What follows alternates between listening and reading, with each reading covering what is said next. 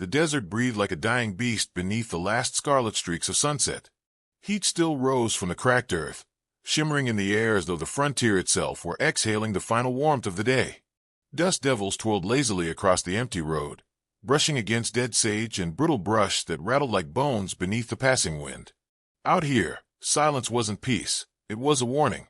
And into that silence rode a man who had no business still being alive.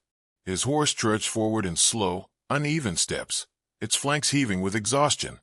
Across the saddle slumped a gaunt rider with sunken cheeks and a cough that tore through him like barbed wire. The men wiped the blood from his mouth with the back of his glove, but it only smeared across cracked leather already stained with older, darker memories. Even through the pain twisted in his body, his eyes burned with a furious clarity, a purpose that refused to loosen its grip on him. The desert might have been trying to claim him, but he wasn't done. Not yet. Jonas Creed had been fading for months, and he knew it. The bullet lodged behind his lung had a way of reminding him every time he drew breath. Some nights, the pain was so sharp it felt like a cold hand squeezing his heart. Still, he rode. Still, he hunted. Because death didn't scare him half as much as the thought of dying before he finished what he'd started. He reached into his coat and felt the familiar shape of the locket hanging against his chest. He didn't open it. He didn't need to. He knew the initials etched inside, knew the soft face and the tiny burned photograph tucked beside it. Flames had licked the edges the night his home went up in smoke. The night he buried the last of his hope. The night the Ravager gang carved their cruelty into his life forever. Ahead, Redwater Gulch rose out of the desert like a reluctant afterthought. A scattering of wooden homes, a single church steeple leaning against the horizon, and a saloon whose lantern flickered tiredly against the encroaching dusk. The whole town looked like it had stopped breathing. Jonas felt the same sensation crawl up his spine that he'd felt in every settlement the Ravagers had passed through, a mixture of dread, resignation, and quiet hatred clinging to the air like dust. The moment Jonas rode into the outskirts, shadows moved behind shuttered windows. Curtains twitched. Doors closed with quick, frightened hands. Mothers pulled their children inside. No one greeted him. No one dared.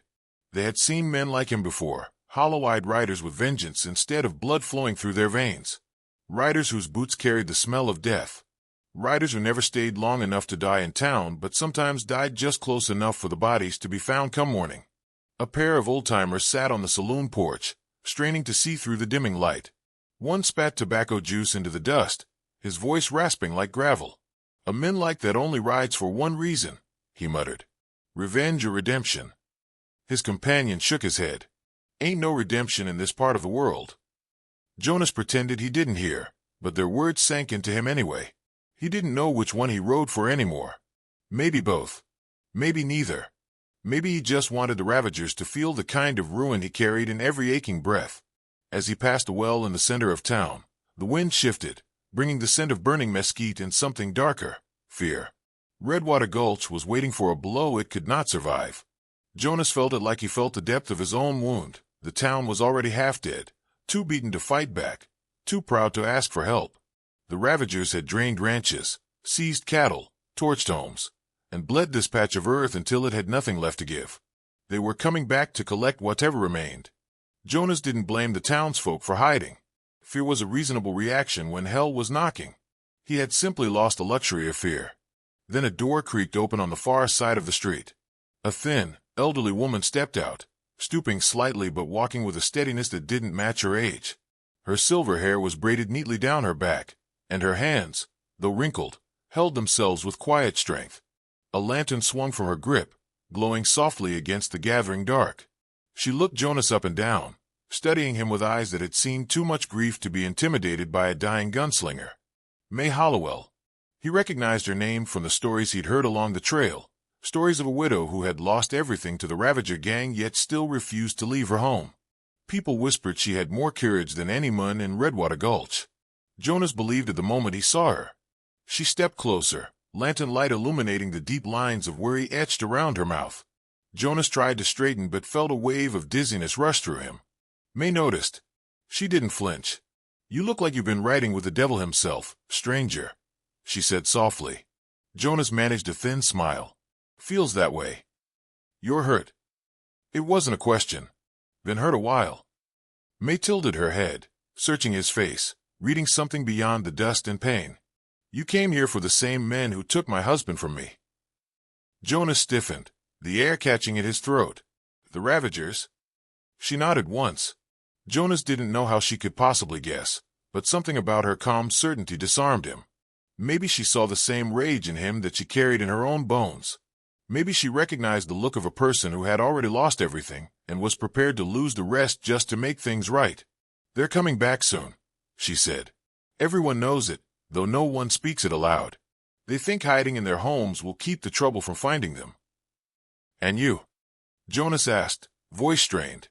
They took the only thing that ever mattered to me, she said. Trouble has already found me. The wind swept between them, carrying grit that pricked Jonas's eyes. Or maybe it was emotion. He couldn't tell the difference anymore. He opened his mouth to speak, but the world blurred suddenly, spinning like a wheel set loose. His breath caught, sharp pain stabbing deep into his chest. He gripped the saddle horn to steady himself, but his strength flickered like a dying flame. May's eyes widened, but she didn't panic. She stepped forward just as Jonas's vision dimmed around the edges. You've ridden far enough, she murmured. Jonas tried to answer, but the words dissolved into a violent cough. Blood splattered across his glove. His horse shifted uneasily, sensing his collapse. Jonas felt himself sliding, the saddle slipping away beneath him as though the world were dropping out from under his feet. May moved faster than her age should have allowed. She reached up, grasped his arm, and steadied him with surprising strength. His boots hit the ground, knees buckling. She caught him before he fell face first into the dust. Easy now, she whispered. You're safe. Safe. Jonas almost laughed at the ridiculousness of the word. But there was something in her voice, an anchor he didn't know he needed until it was there, holding him steady. His vision flickered again. The lantern's glow blurred into a soft halo around May's face. You don't even know me, he managed. I know what kind of man rides into a dying town with death already chasing him, she said. And I know you didn't come here to surrender. His strength finally gave out. His body sagged in her arms, breath rasping shallow and uneven. The night closed in, pressing heavily against him. For a moment, he wondered if this was it, if the long ride had come to its end. But May Hollowell didn't let him fall. With a steadying breath, she shifted his weight over her shoulder and guided him toward her cabin.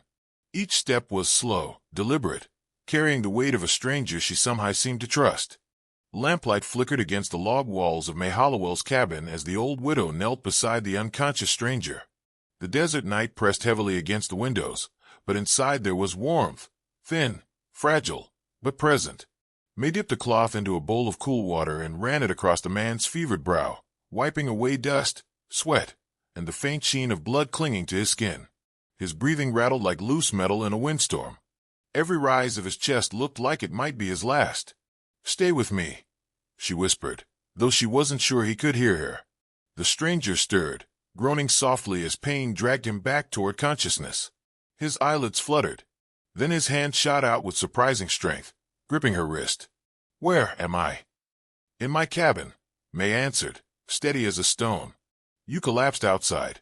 You're safe now. The man released her slowly, his fingers trembling. He tried to sit up, but agony seized him immediately. May pressed a firm hand to his shoulder. Don't, she warned. You've got an old bullet buried near your lung. It's a miracle you're still breathing. His eyes, sharp, haunted, found hers. Name's Jonas Creed, he murmured. Didn't mean to trouble you. You didn't trouble me, she said. The men who hurt you did. Jonas's jaw clenched. His voice was barely a whisper. I'm hunting the Ravagers. May froze. The air in the cabin shifted as though the desert winds themselves held their breath. She looked at Jonas anew, seeing not just a dying gunslinger but a man dragging a ghost behind him. They're the ones who put that bullet in you, she asked quietly. Jonas nodded. Kane Maddox and his pack. Been tracking them across 3 territories. They think they're untouchable. They ain't. May sat back on her heels, emotion rippling through the calm mask she wore. They murdered my husband, she said, the words leaving her throat like stones dropped into deep water. Burned our ranch. Took the land, the cattle, everything. Jonas searched her eyes, reading the truth etched in every wrinkle, every tremor she worked so hard to hide. I'm sorry. She shook her head. Sorry won't bring him back, but justice might bring me a little peace. Jonas watched her for a long moment, then let out a low cough that made him wince. Blood dotted his lip, but his voice stayed steady. Kane won't stop with your ranch or this town. He's planning something bigger. What? May asked. He hesitated, pain flickering across his features like shadows cast by firelight. He believes Redwater Gulch has something he lost. Something stolen from him long ago. He'll tear the whole place apart to find it. May felt a cold chill wrap around her spine. Treasure. Treasure, money, documents. No one knows, Jonas said. But he believes someone here has it. She rose slowly and moved to the window, parting the curtain just enough to peer into the darkness. Redwater lay still, suffocating beneath the Ravager's shadow. She knew the outlaws would return. Everyone did. But hearing it from Jonas Creed made the fear feel heavier, more real. Why would a dying man hunt a gang like that? She asked without turning. Jonas didn't answer immediately. May listened to his labored breathing, the faint crackle of the lantern, the quiet truth hanging between them. They took someone from me, he said vinily. Someone I'd have burned the whole world to save. Tracking them was the only thing left after she was gone.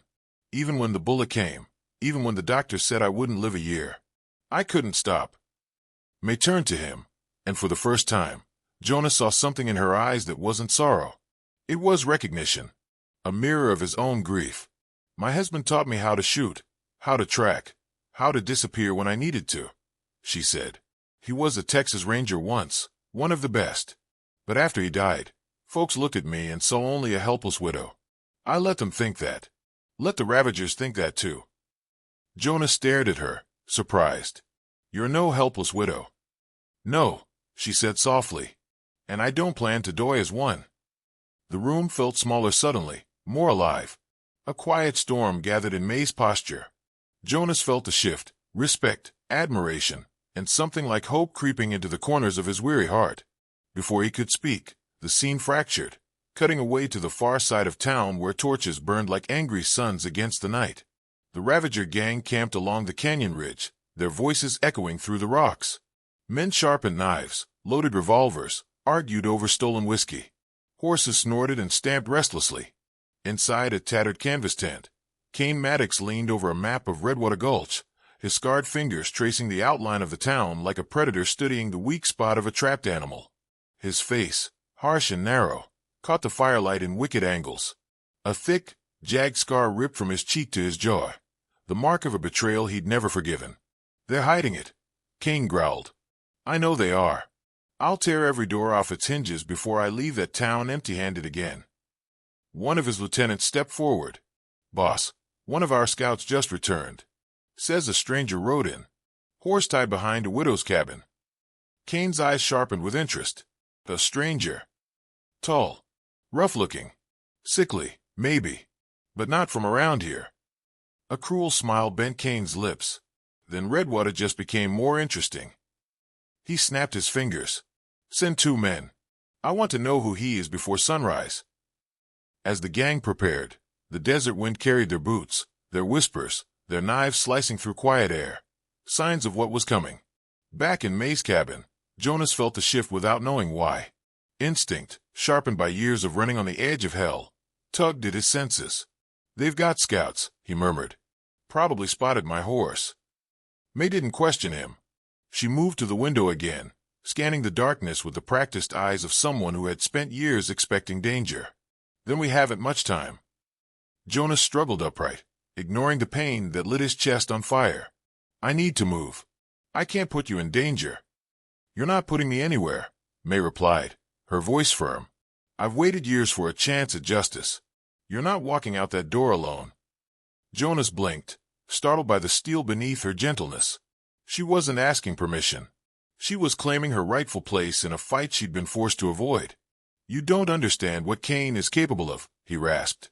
Oh, I understand perfectly, she said. I knew the sound of his men's voices before they burned my home. I remember the way they laughed. I remember the way my husband fell. I've lived with that memory every day since. Her hands were shaking, but not with fear. With resolve. Jonas opened his mouth to argue, but May stepped closer, kneeling beside him once more. You need help. You're dying. You know it. I know it. But you still have enough strength left to give this town a fighting chance. and I've still got enough fight in me to make my husband proud." He stared at her, seeing her not as a widow but as a survivor molded by loss and sharpened by time. She was no bystander. She was a woman built to endure. At last, he bowed his head. "All right," he whispered. "We do this together."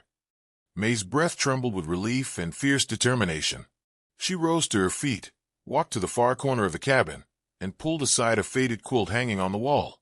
Behind it, nearly invisible, was a panel carved into the wood. Jonas watched as she pressed her palm against a hidden knot. The panel clicked, then swung open with a soft groan of long-unused hinges. A cold draft slipped from the shadows inside, carrying the scent of oiled metal and forgotten memories. May reached in and brought out a wooden chest, heavy, dust-covered, and worn at the edges. She set it gently on the table between them, her hands lingering on the lid as though touching an old friend. "This belonged to my husband," she said quietly. "And now, it belongs to our fight." Jonas held his breath as she lifted the lid. Night settled heavy over Redwater Gulch, but inside May Hollowell's cabin the darkness was carved away by a single lantern burning low between Jonas Creed and the widow who had decided to march straight into death beside him. Maps were spread across the table, old, brittle, marked with trails, ridges, and narrow passes only a local or a ranger would know. May traced the routes with the tip of her finger, steady and sure, while Jonas watched her with the wary respect of a man realizing he'd gravely underestimated her.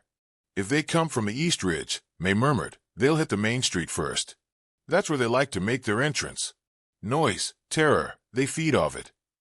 Jonas nodded, coughing quietly into his hand.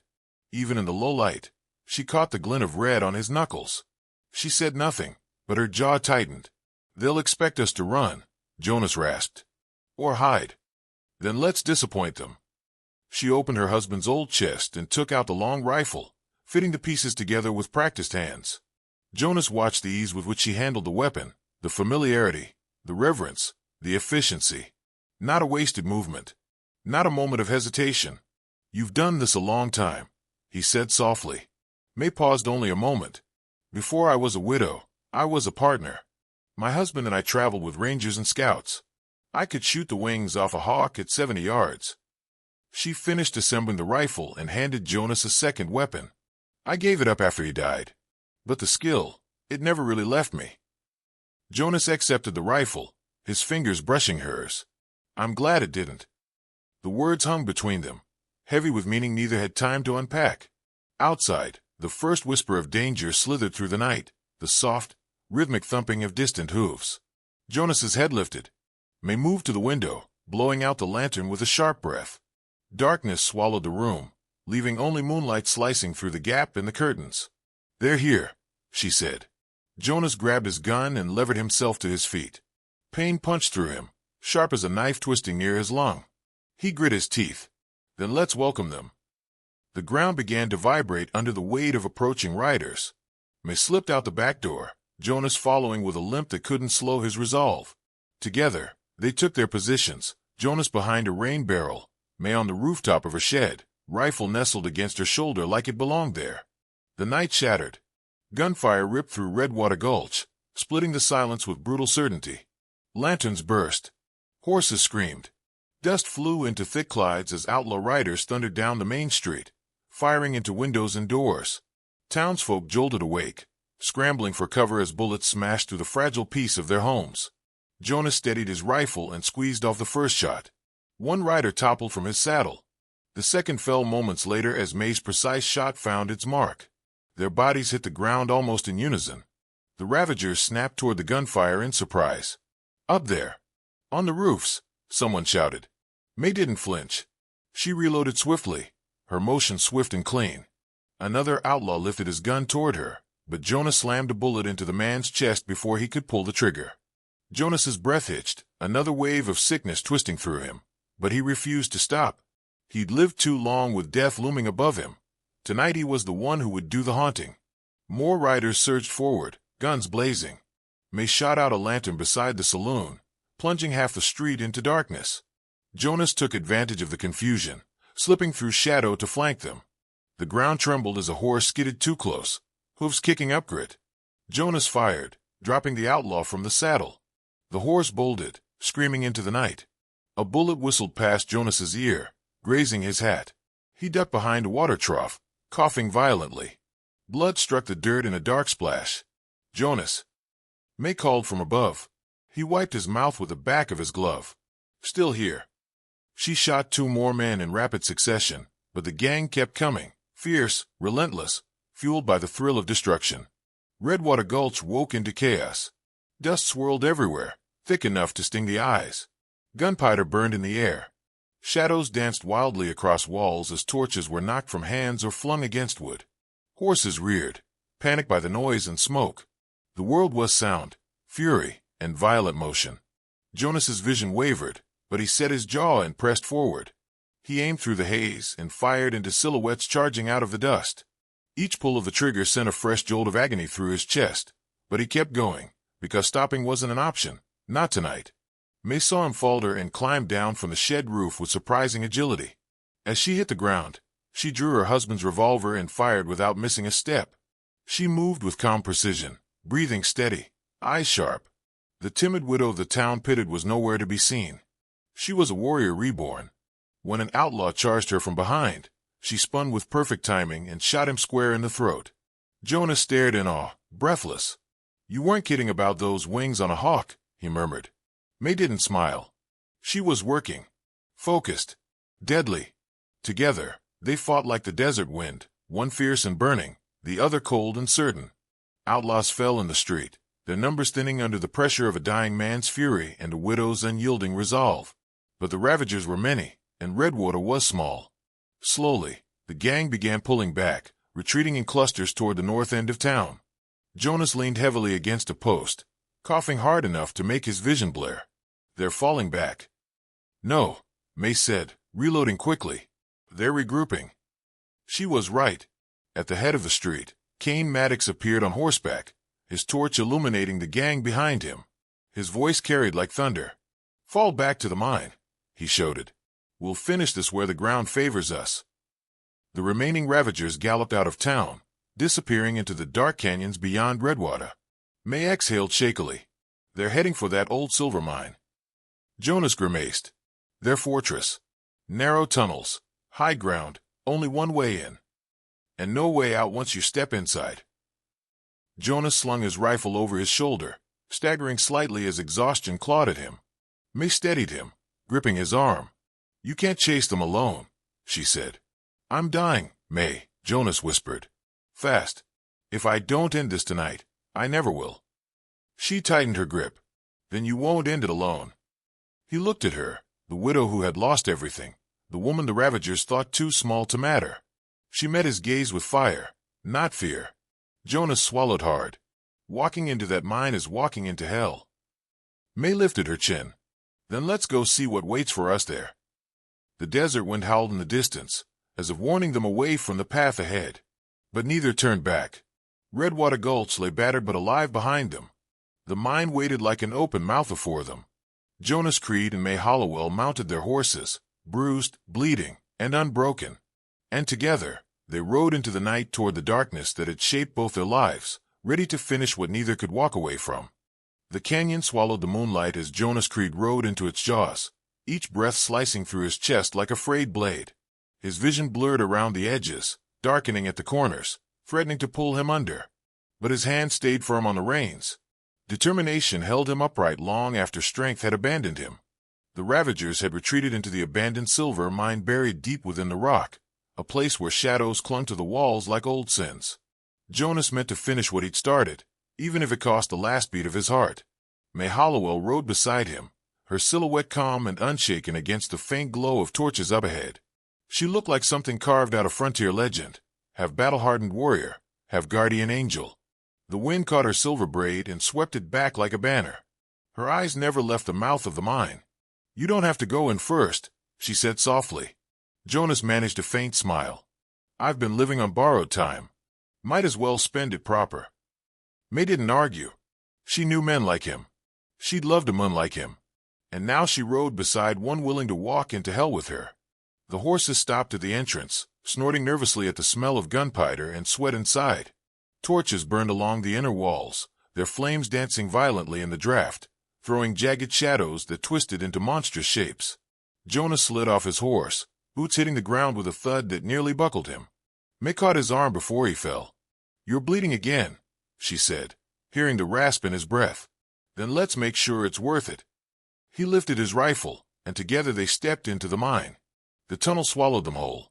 Echoes bounced between the walls, distant whispers, shifting gravel, the faint metallic clink of someone preparing for a fight. The deeper they went, the tighter the space grew, forcing them shoulder to shoulder. Dust clogged the air. The scent of old iron mixed with the sweat of men waiting in the dark. May motioned for Jonas to stop. Ahead, she saw shadows moving, the glint of a revolver barrel catching torchlight. Without hesitation, she fired. The Ravager crumpled before his weapon could clear its holster. Jonas moved past her, stepping over the body with grim resolve. They pressed deeper. Shouts erupted from a side passage. Gunfire exploded. Jonas and May took cover behind a timber beam as bullets screamed past their heads. Jonas fired back, the recoil rattling through his weakening body. May followed with deadly precision, dropping 2 outlaws before Jonas even reloaded. Dust rained down from the ceiling with each shot. When the silence returned, Jonas leaned heavily against the wooden beam, coughing so hard blood dripped down his chin. May wiped it away with the back of her sleeve. "You can still turn around," she whispered. "I can't," he said. "Not while he's still breathing." "Kane Maddox isn't your burden alone." "Yes," Jonas rasped, eyes burning with old pain. "He is." The truth lingered in the air as heavy as the dust around them. Kane Maddox had once been more than an enemy. He'd been Jonas's closest friend. They'd ridden together in a different life, when both still believed in loyalty and law. But Kane had chosen greed, chosen violence, chosen power. And when Jonas tried to stop him, when he begged him to turn back, Kane had put a bullet in Jonas's chest and left him in the dirt to die. Jonas had lived with that betrayal longer than he'd lived with the wound. Now, at last, he would face the men who had stolen everything from him. They continued forward until the tunnel broke open into a vast cavern lit by a dozen torches. The Ravager's remaining men stood scattered across the rock, ready but frightened. Frightened because their leader waited at the far end, towering like a vengeful shadow. Kane Maddox stood with his arms folded, his scar catching the firelight like a slash of molten silver. He smiled when he saw Jonas.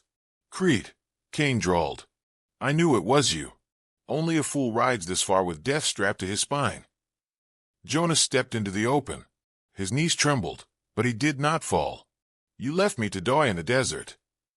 Kane shrugged. "You should have stayed dead." May emerged beside Jonas, rifle aimed with steady hands. Kane's eyes flicked to her, then back to Jonas. "Ah, the widow," Kane said. "You've picked yourself an interesting companion." May's voice was ice. "I picked justice." Kane laughed. "Justice? This is the frontier. There's no justice here. Only survivors, and corpses." "Then be ready to join the second group," Jonas said. Kane's smile vanished. The shootout erupted in a storm of fire and thunder. Jonas lunged behind a boulder as Kane fired at him, the bullet sparking off a stone. May ducked behind a minecart, returning fire and dropping another outlaw.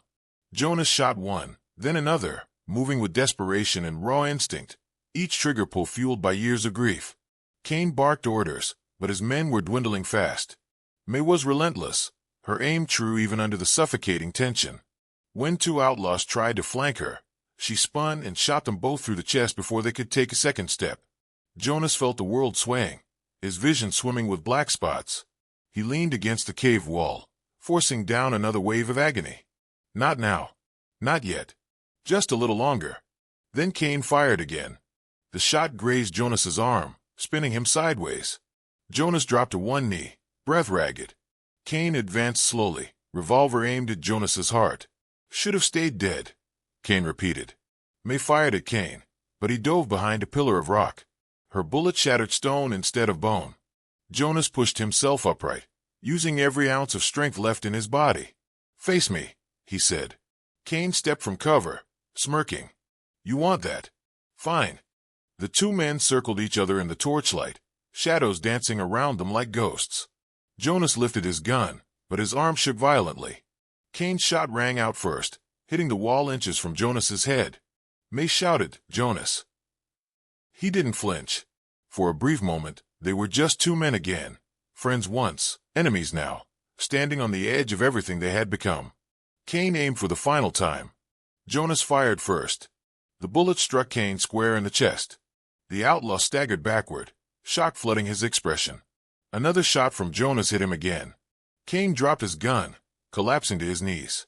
He stared up at Jonas, breath slipping away. "You should have been at my side." Jonas shook his head. "Not on the road you chose." Cain's body fell, echoing through the cavern like the closing of a chapter written in blood. Jonas swayed, chest heaving, then dropped to the ground. May rushed to him, cradling his shoulders, pulling him gently into her arms. "Stay with me," she whispered, voice breaking. Jonas smiled faintly, eyes tired but peaceful. "It's all right, May. It's done." "You can't leave now," she said, tears slipping down her cheeks. "I left a long time ago." His voice softened. "But thank you for walking me home."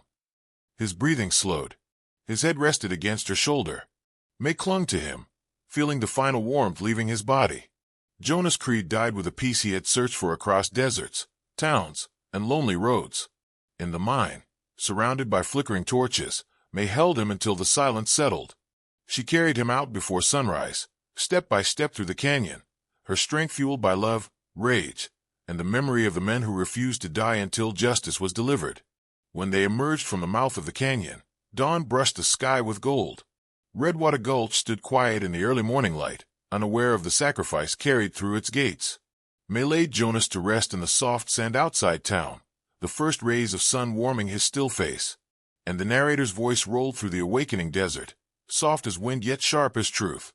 Some men ride for vengeance, some for honor. And some, like Jonas Creed, ride into hell so no one else has to.